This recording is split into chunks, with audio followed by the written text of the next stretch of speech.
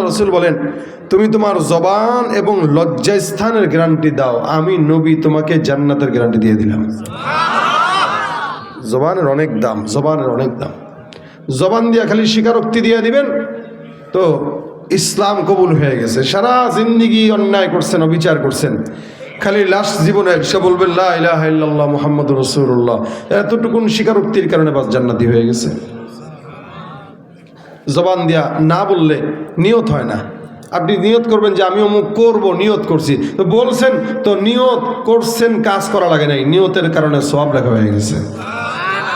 জবানের অনেক দাম। জবান দিয়া স্বীকার করছেন আল্লাহ এক, জবান দিয়া স্বীকার করছেন নবী এক। এটা হলো ইমানের 2 নম্বর গুণ, ইকরার বিল লিসান।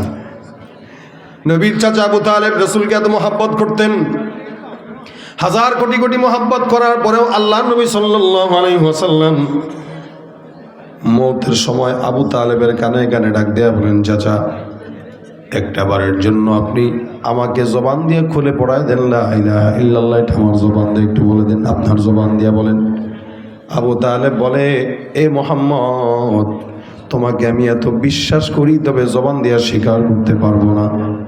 জবান দিয়ে যদি স্বীকার করি তাহলে এটা হবে না। যার কারণে আবু তালেব নবীকে সারা জিন্দেগি মোহাব্বত করার পর জবান দিয়ে স্বীকারোক্তি না করার কারণে আল্লাহ পাক তাকে সারা জিন্দেগির জন্য জাহান্নাম দান করে দিয়েছেন। কিন্তু জবান দিয়ে একবার যদি স্বীকারোক্তি করত, সারা জিন্দেগি কাফের থাকা অবস্থায় আল্লাহ পাক তাকে জান্নাত দিত কি দিত না। স্বীকারোক্তি, এই জন্য জবান দিয়ে স্বীকারোক্তি করা লা ইলাহা ইল্লাল্লাহ মুহাম্মাদুর রাসূলুল্লাহ। মনে রাখবেন, ইমানটা এমন একটা সম্পদ, যেই সম্পদ টাকা না থাকলেও কি, ক্ষমতাও না থাকলেও কি, যার ইমানের সম্পদ আছে তার দুনিয়ার আর কোনো সম্পদের দরকার নাই, ঠিক কিনা? নাই বা পেলাম অর্থ করি, নাই বা পেলাম ঘর, নাই বা পেলাম সুখের দেখা, হোক না আপন পর, পথের দুলায় জীবন আমার হোক ধূসর মলিন, অনাহারে অনাদরে যাক না কেটে দিন, তবু দুঃখ আমার নাগাল কভু পাবে না হৃদয়, সব হারালেও তাও করি না নিঃস্ব হবার ভয়, আমি মুসলমান আমার ধন হলো ঈমান, ঈমানে নূরের রৌশনীতে দীপ্ত আমার প্রাণ, ঠিক কিনা? ঈমান থাকলে আর কোনো টেনশন আছে ভাই? ঈমানের 2 নম্বর গুণ ইকরার বিল লিসান। বলেন ঈমানের 2 নম্বর কি? জবান দিয়া স্বীকারোক্তি করা। জবান দিয়া 1 নম্বর অন্তর থেকে বিশ্বাস করা, 2 নম্বর জবান দিয়া স্বীকারোক্তি করা, 3 নম্বর আমল বিল আরকান। শরীয়তের যত হুকুম আহকাম বিধি নিষেধ আছে সব কিছু পুঙ্খানুপুঙ্খানু মানার নাম হলো ঈমান। আমাদের দেশে অন্তর দিয়া বিশ্বাস করার লোক আছে, জবান দিয়া স্বীকার করার লোকও আছে, কিন্তু আমল দিয়া পরিপূর্ণ করার লোকের বড়ই অভাব। যার কারণে ফজরের নামাজের মুসল্লির দিকে তাকাইলে মনে হয় এ দেশে কোনো ইমানদার নাই, সব হলো নাস্তিক। আর জুমার নামাজের দিকে তাকাইলে মনে হয় এদেশে কোনো নাস্তিক নাই, সবই ইমানদার। কি বলেন, ঠিক না? 5 তলা মসজিদ ভরে যায়, 4 তলা মসজিদ ভরে যায়, কিন্তু ওদিক দিয়ে ফজরের নামাজে 5 জনও খুঁজে পাওয়া যায় না। এই হলো মুসলমানের হালত। এই জন্য ইমানের 3 নম্বর শর্ত হলো আমল বিল আরকান। শরীয়তের যত হুকুম আছে, বিধি নিষেধ আছে, সব কিছু মান্য করা। এভাবে কোনো মুমিন যদি ইমানদার হয়, আল্লাহ পাক রব্বুল আলামিন বলেন, বান্দা ইমানদার হয়ে গেছে, এখন নেক কর্ম করো। ইন্নাল্লাযীনা আমানু ওয়া আমিলুস সলিহাত। ইমানদার আর নেককার আলাদা জিনিস, এক জিনিস নয়। নামাজ যেই বান্দা পড়ে সেই ইমানদার, লেকিন নেককার না। নেককার এক জিনিস, ইমানদার এক জিনিস। ইমানদার সে যে নামাজ পড়ে, রোজা রাখে, হজ করে, যাকাত দেয়, সেই ইমানদার। আল্লাহ বলেন ইমানদার হয়ে গেছো, এখন নেক কাজ করো। সারাদিন মসজিদে পড়ে থাকলেই নেককার বলা যায় না। আপনি বলবেন এই লোকটা বড় নেককার। আমি বললাম কেন বললেন? আপনি বলবেন 5 ওয়াক্ত নামাজ জামাতে পড়ে। আমি বলবো 5 ওয়াক্ত নামাজ জামাতের সঙ্গে পড়ার কারণে সে নেককার হতে পারে নাই, ইমানদার হইছে। একটা লোক সকাল 8টা থেকে সন্ধ্যা 6টা পর্যন্ত চাকরি করে, আপনি বললেন সে কর্মঠ। আমি বললাম না, সে কর্মঠ না। কেন কর্মঠ না? এটা তার চাকরি। চাকরি না করলে খাবে কি, চলবে কেমনে? কর্মঠ তো সে যে 8টা থেকে সন্ধ্যা 6টা পর্যন্ত চাকরি করার পরও আবার রিক্সা নিয়ে বের হয়ে যায়, রাত 12টা পর্যন্ত রিক্সা চালায়, সে হলো কর্মঠ। কেন? নিজের চাকরির পাশাপাশি আলাদা একটু ওভারটাইম করে। কেন? দুনিয়াতে যেন একটু ভালো থাকা যায়। তেমনইভাবে নামাজ কালাম যে পড়ে সে চাকরি করে, এই চাকরিটা আমার আল্লাহ দিয়েছেন, যার কারণে নামাজ পড়ে, রোজা রাখে, হজ করে, যাকাত দেয়, কিন্তু সে ইমানদার হইলেও নেককার হয় নাই। এখন জান্নাতে যদি একটু ভালো থাকতে চায় তাহলে কি করতে হবে? বলে ফজরের নামাজের পর একটু সময় বসে থেকে সূর্য যখন ওঠে তখন ইশরাকের নামাজটা পড়ে ফেলো, আওয়াবিনের নামাজ পড়ো, চাষতের নামাজ আদায় করো, কখনো 2 সাদকা দান করো, কখনো জিকির আজকার করো, কখনো মানুষকে পথ দেখা দাও, কখনো নেক কর্ম করো। বলে 5 ওয়াক্ত ফরজ বিধানের পর বাড়তি কিছু নেক কাজ করার নাম হলো নেককার। যেই বান্দা নামাজও পড়ে আবার মানুষকে দ্বীনের পথে ডাকে, ওই বান্দা নেককার। নেক কাজ করার জন্য বেশি সময় দরকার নাই, লক্ষ লক্ষ টাকা খরচ করা দরকার নাই। নবী বলেন, কোনো মুমিনের সঙ্গে হেসেও যদি কথা বলে, আমার আল্লাহ তার আমল নামায় সদকার সমপরিমাণ সওয়াব লিখে দেন। এটা নেক কাজ, হেসে কথা বলা। আমরা তো হাসি মুখে কথা বলা ভুলেই গেছি। কেউ কথা বললে ভাব ধরা, চোখ মুখ লাল কইরা, নিচের দিকে তাকায়, মোবাইল টিপে টিপে, কত রকম আমাদের কথা। অথচ রাসূল সাল্লাল্লাহু আলাইহি ওয়াসাল্লাম বলেন, একটু হাসি দাও। কেউ কারোর সঙ্গে দেখা করে সালাম দিল, হ্যাঁ একটু হাসি দিয়ে দাও, একটা হাসি দিলেই বাশাশাতুল ওয়াজহি সাদাকা। রাসূল বলেন, কেউ যদি একটু হাসি মুখেও কারো দিকে তাকায় তা আল্লাহ পাক তার সদকার সওয়াব দান করে দেন।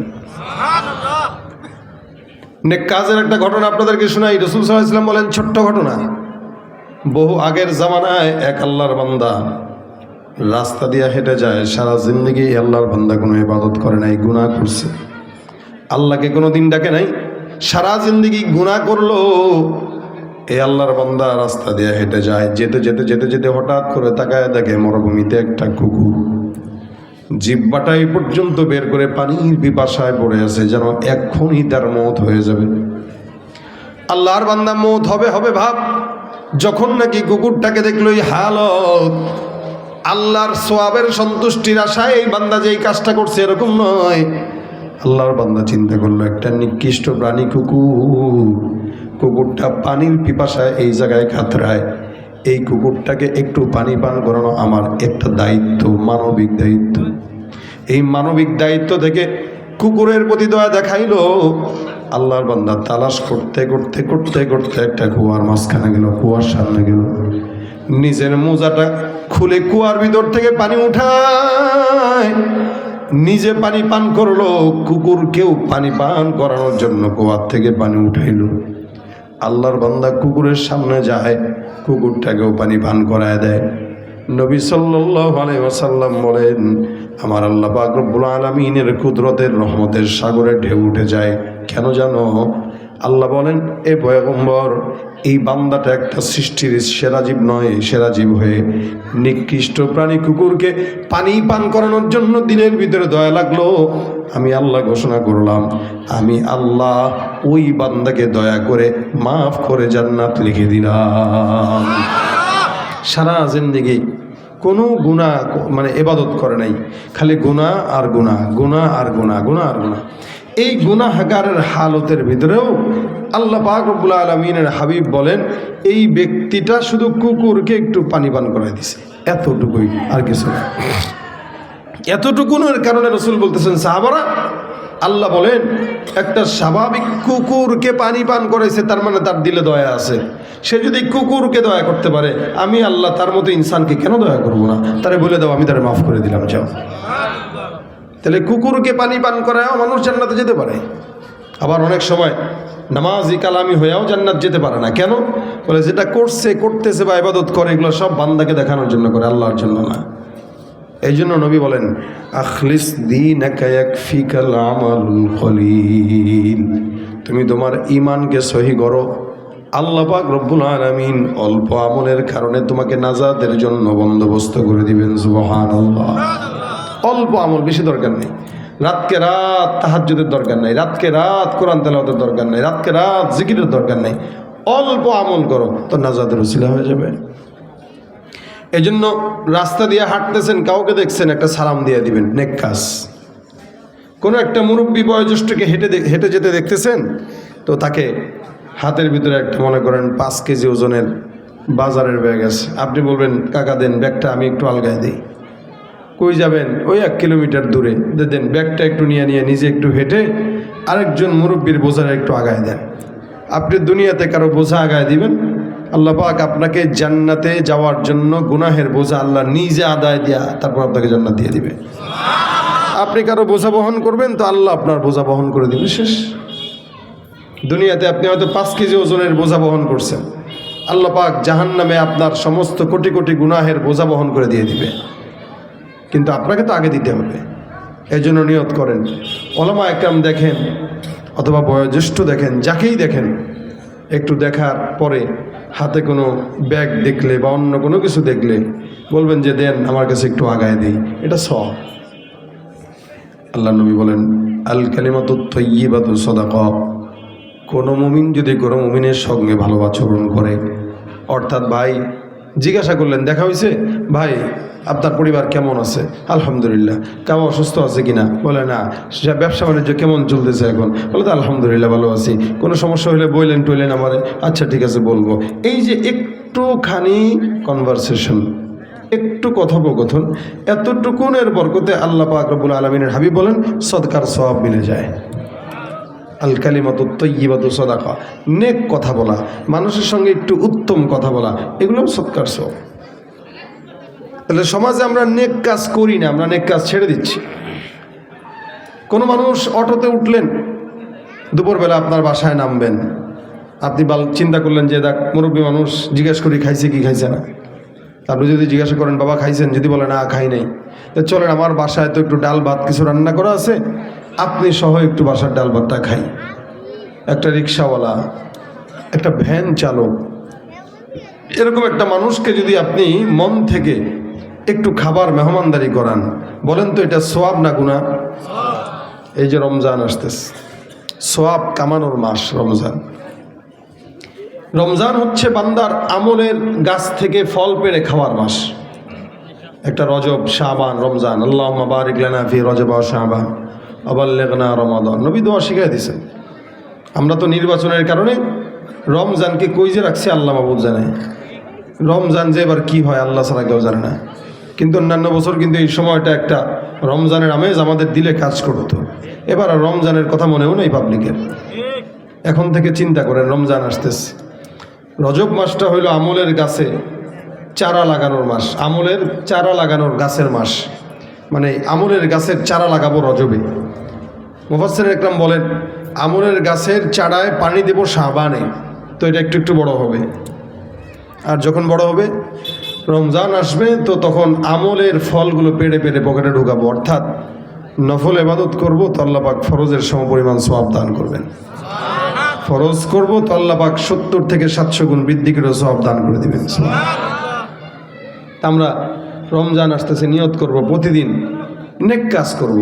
1টা হোক, 2টা হোক, 10টা হোক, 20টা হোক, নেক কাজ করবেন প্রতিদিন। প্রত্যেক দিন একজনকে একটু ইফতারি করাবেন।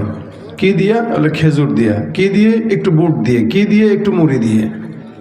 এখন তো খেজুর, মুড়ি, এরপরে ফল ফলাদির আইটেম 5টা না থাকলে ইফতার কোনো বাসায় দিলে কয় ফকির নি আমার ইফতার দিতে এসে, মনে হয় আমি না খেয়ে আছি। অথচ একটা রোজাদারকে একটু পানি পান করায় ইফতার করাইলেও ওই রোজাদার অবস্থায় যে সওয়াব পাইল, সেম সওয়াব আল্লাহ পাক যে তারে খাওয়াইলো তারে দান করে দিবেন। অর্থাৎ আপনার 2টা রোজার সওয়াব হবে, একটা আপনার আর একটা যারে পান করাইছেন তার। একটু পানি হইলেও তোমরা খেজুর মেহমানদারি করো, এটা খেজুর হইলেও তোমরা খাওয়াও, এটা রাসূল সাল্লাল্লাহু আলাইহি ওয়াসাল্লামের আদেশ।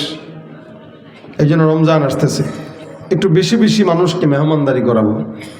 রমজান আসতেছে, এটা মাথায় নেব না যে তরমুজ দেওয়া লাগবে, আম দেওয়া লাগবে, কাঁঠাল দেওয়া লাগবে, লিচু দেওয়া লাগবে, ফল ফলাদি দেওয়া লাগবে, না, এটা দরকার নেই। আপনি একটা খেজুর দেন, একটু পানি দেন, একটু বুট দেন, একটু মুড়ি দেন, সুন্নত পালন নিয়তে পাঠান। এখন সে কি মনে করলো, এটা তার হিসাব। সে ফকির মনে করলো, সে নিজে ফকির, আপনি না, আপনি সওয়াব কামাইছেন। একটু দুধ খাওয়ান। রাস্তায় যে সমস্ত পথচারীরা হাঁটে, অনেক সময় পথচারীরা রোজা রাখা অবস্থায় দেরিতে পৌঁছে বাসায় তো ইফতার করতে পারে না। আপনি দেখেন এরকম কেউ আছে কিনা, আপনি তার হাতে একটু ইফতার ধরায় দেন, এগুলো নেক কাজ। রাস্তা দিয়ে হাঁটতেছেন, একটা কি বলে কলার সলকা পড়ে আছে, রাসূল বলেন ইমানের 70টার বেশি শাখা আছে। আদনাহা ইমাতাতুল আদা আনিত তরিক। ইমানের 70টার বেশি শাখার ভিতরে সবচেয়ে নিম্ন শাখা হইল রাস্তা থেকে কাটা দূর করে দেওয়া। কলার সলকা পড়ে আছে, এটাকে সরায় দেন। একটু কাটা পড়ে আছে, এটাকে সরায় দেন। একটু ইটের টুকরা পড়ে আছে, একটা হুন্ডা যাচ্ছে, হুন্ডাওয়ালা ভাই এটার উপরে পড়লে ওর হুন্ডা স্লিপ খাবে, অ্যাক্সিডেন্ট হওয়ার সম্ভাবনা আছে, তা আপনি ওই ইটের টুকরাটা সরায় দেন। এগুলো নেক কাজ। এই নেক কাজ যদি আপনি করেন, আশা করা যায় ইনশাআল্লাহ আল্লাহ পাক কি বলেন, জান্নাতুল ফিরদাউস আপনার আমার জন্য অপেক্ষা করবে। সুবহানাল্লাহ। জান্নাতুল ফিরদাউস কেন দিবেন? আল্লাহ পাক নেককারদের জন্য জান্নাতুল ফিরদাউস রাখছেন, আর মুমিন মুত্তাকিদের জন্য আল্লাহ পাক শুধু জান্নাত রাখছেন। জান্নাত আর জান্নাতুল ফিরদাউসের পার্থক্য আছে। একটা মানুষের 5 তলা বিল্ডিং আছে, কিন্তু গেট ছোট, লিফট নাই, সিঁড়িতে টাইলস নাই, ঘরের রুমে টাইলস নাই। আরেকজনের লিফটও আছে, টাইলসও আছে, সব কিছু আছে। মানুষ পার্থক্য করে যে আরে এটা সুন্দর, এটা তেমন সুন্দর না। জান্নাতও এরকম। জান্নাতুল ফিরদাউস সবচেয়ে ভিআইপি এবং সুন্দর জান্নাত। আল্লাহ রাসূল সাল্লাল্লাহু আলাইহি ওয়াসাল্লাম বলেন, জান্নাতুল ফিরদাউসে নবী, সাহাবী, তাবেঈ, শহীদ এরা থাকবে। এবং জান্নাতুল ফিরদাউস এমন জান্নাত, যেই জান্নাতে আল্লাহ পাক রব্বুল আলামিনের আরশ পর্যন্ত মুমিনরা বসে বসে দেখবে। জান্নাতুল ফিরদাউসে আল্লাহ পাকের আরশ পর্যন্ত দেখা যাবে, বসে বসে আল্লাহর আরশ দেখবে। এই জন্য জান্নাতুল ফিরদাউস ভিআইপি জান্নাত, এটা আল্লাহর কাছে চাবেন। যেমন আমাদের ঢাকা শহরের গুলশান বনানীতে সমস্ত ভিআইপি মানুষরা থাকে, তাই বলে কি সবসময় ভিআইপিরাই থাকে? কিছু তো দুর্বলরাও থাকে। ভিআইপিদের পাশাপাশি রিক্সাওয়ালা আছে, ভ্যান চালক আছে, কাপড় ধোয়ে কাজের বুয়া আছে, মুচি আছে, তরকারিওয়ালা আছে। এরা কেন থাকে? এরা না থাকলে বড় লোকরা খাবার পাবে কই, ঘোরাঘুরি করবে কেমনে, দারোয়ান পাবে কই? তো গরিব ছাড়া বড় লোকের দাম নাই, যতই হেডাম দেখাক আমাদের সাথে, গরিব ছাড়া বড় লোকের কোনো দাম নাই। তো নবী সাল্লাল্লাহু আলাইহি ওয়াসাল্লাম বলেন, এই যে বান্দা জান্নাতুল ফিরদাউস পাবে, ওই জান্নাতুল ফিরদাউসে আল্লাহ পাক নবীদেরকে রাখবেন, শহীদদেরকে রাখবেন, সাহাবা ইকরামদেরকে রাখবেন, তাবেঈদেরকে রাখবেন। তা আমি যদি জান্নাতুল ফিরদাউস পেতে চাই, তাহলে আমাদেরকেও কখনো কখনো কিছু গরিব, মিসকিন, ইমানদার, দুর্বলদেরকে আল্লাহ পাক নবীদের সোহবতের থাকার কারণে জান্নাতে ঢুকায় দিবেন। নবীদের ঠেলা আমাদেরকেও ঢুকায় দেবে ইনশাআল্লাহ। এই জন্য আমরা প্রত্যেক দিন কমাস কম নেক কাজ করব। অন্তত 2টা হোক, 3টা হোক, 4টা হোক, যখন সময় হয় প্রত্যেক দিন একটা করে নেক কাজ করেন এবং লিখে রাখবেন যে আজকে আমি অমুক নেক কাজটা করছি। এই নেক কাজটা আপনি তারিখ সহকারে কি করছেন, কেন করছেন, এটা লিখে রাখবেন। তাহলে হবে কি, লিখে রাখার পরে আল্লাহ পাকের কাছে আপনি বলতে পারবেন, যদি কোনো দিন কোনো বিপদে পড়েন, আল্লাহর কাছে বলতে পারবেন, আল্লাহ আমি অমুক দিন একটা নেক কাজ করেছিলাম, ওই নেক কাজের উসিলায় আমার এই বিপদ থেকে তুমি আমার হেফাজত করো। নেক কাজের উসিলা দিয়ে চাইলে আল্লাহ পাক বান্দার বিপদ আপদ দূর করে দেয়। এই জন্য প্রত্যেক দিন কমাস কম 3টা, 4টা, 5টা যতগুলো পারি নেক কর্ম করবো ইনশাআল্লাহ। কথা বলে না? রাজি থাকেন, নিয়ত করেন যে প্রত্যেক দিন একজনের বোঝা আগায় দিব, একজনের জন্য একটু সহজ করব, একজনের সঙ্গে একটু হাসি মুখে কথা বলবো, একজনকে একটু দিনের দাওয়াত দেব, একজনকে একটু নামাজের কথা বলবো। হ্যাঁ, এইভাবে প্রতিদিন যদি নেক কর্ম করতে পারি, আশা করা যায় আমাদের সমস্ত আমল আল্লাহ পাক যদি ঘাটতেও থাকে, ওই ছোট ছোট নেক কাজের বরকতে আল্লাহ পাক আমাদেরকে জান্নাতুল ফিরদাউস দান করবেন ইনশাআল্লাহ। আল্লাহ যেন আমাদেরকে নেক কাজ করার তৌফিক দান করে, বলেন আমিন। আজকের এই মজমায় আমাদের এই আজকের মজমায় যে সমস্ত যুবকরা আয়োজন করেছেন, এই যুবকরা যদি প্রত্যেকটা যুবক যদি নেক কাজ করার নিয়ত করে যে আমরা সমাজে কোনো অন্যায় হোক এটা চাই না, আমরা মাদক সেবন করব না, আমরা কোনো মাদক দ্রব্য এমন যা আছে সিগারেট থেকে শুরু করে কোনো জিনিস আমরা ধরবো না, আমরা এখন থেকে নেক কাজ করব, তাহলে এই এলাকা শান্তির এলাকা হয়ে যাবে। কি বলেন, ঠিক না? আল্লাহ পাক আমাদেরকে এই যুবকদেরকে নেককার হিসেবে কবুল করুক, আমিন। আমি আপনাদের সামনে এই ভাঙা গলায় এই স্বল্প সময় যেই কথাগুলো বললাম, আল্লাহ যেন এগুলো আমাদেরকে বোঝার তৌফিক দান করেন। হযরত চলে আসছেন, ইনশাআল্লাহ হুজুর আপনাদেরকে মন ভরে কথা শোনাবেন, গ্যাপটা পূরণ করবেন ইনশাআল্লাহ। আল্লাহ পাক রব্বুল আলামিন যেন আমাদের এই আজকের মজমাকে বরকতময় করে, বলেন আমিন। আমরা সবাই মিলে লাস্টে একটা নাতে রাসূল গাই, যদিও হুজুর অনুরোধ করছেন, কিন্তু আমি আসলে আমার গাওয়ার মতো অবস্থা নাই, আমি মারাত্মক দুর্বল। যেখানে আমার বিছানায় থাকা দরকার ছিল ওই জায়গায় আমি বাসার থেকে এসে আপনাদের এত দূরে এসে আপনাদেরকে কথা শোনাইতেছি, এটা আমার নিজের উপরে জুলুম, শরীরের উপরে জুলুম। এরপরও আমি অল্প একটু শোনাই দিয়ে যাচ্ছি।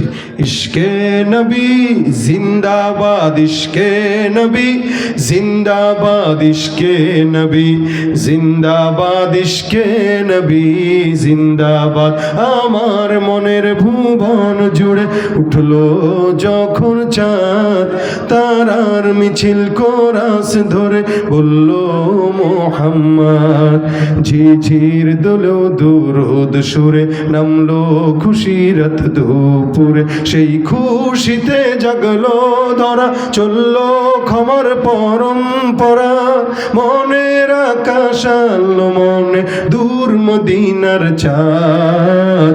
ইশকে নবী, ইশকে নবী, ইশকে নবী জিন্দাবাদ, ইশকে নবী, ইশকে নবী, ইশকে নবী জিন্দাবাদ, ইশকে নবী জিন্দাবাদ, ইশকে নবী জিন্দাবাদ, ইশকে নবী জিন্দাবাদ, ইশকে নবী জিন্দাবাদ। আসসালামু আলাইকুম ওয়া রাহমাতুল্লাহি ওয়া বারাকাতুহু।